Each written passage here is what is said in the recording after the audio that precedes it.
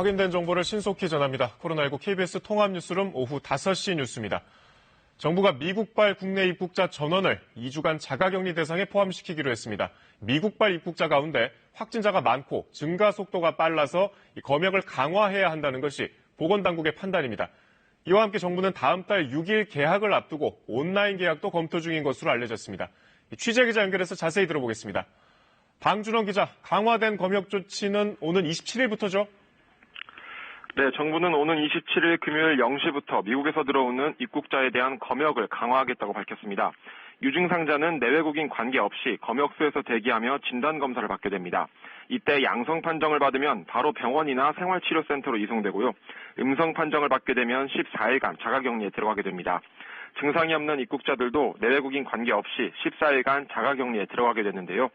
체류 기간이 짧아 일정한 거주지가 없는 단기 방문 외국인은 공항에서 진단검사 실시 뒤 음성이 확인돼야 입국이 가능합니다.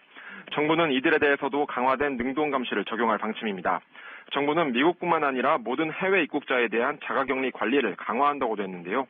자가격리를 지키지 않으면 1년 이하의 징역 또는 1,000만 원 이하의 벌금에 처해질 수 있다고 강조했습니다.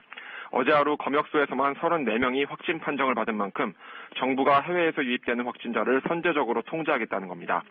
누적 확진자는 검역소 34명을 포함해 어제 하루 100명의 확진자가 늘어 모두 9,137명으로 집계됐습니다. 사망자는 6명 늘어 126명으로 집계됐고 완치 판정자는 223명 늘어 모두 3,730명으로 늘어났습니다.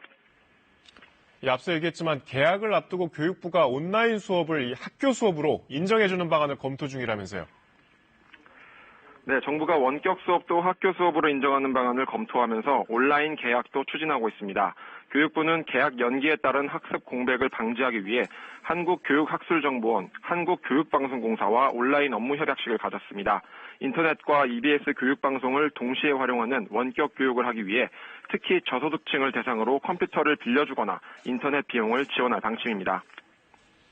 네, 정부가 소비 쿠폰 사업도 준비 중이라는데 이거 자세히 전해주세요. 네, 그렇습니다. 정부는 코로나19로 생활에 어려움을 겪는 저소득층과 아동 양육 가구를 대상으로 하는 소비 쿠폰 사업을 다음 달 중으로 시작한다고 밝혔습니다.